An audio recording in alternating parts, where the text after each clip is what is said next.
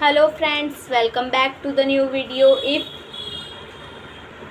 you are the new viewer on my channel, so firstly subscribe my channel and like the video. So today's video title is how to off lock screen sound in Samsung M12. So let us start our video. Firstly click on the setting icon. You will see many options here. Swipe up and click on the sound and notifications. After that we will see many options here.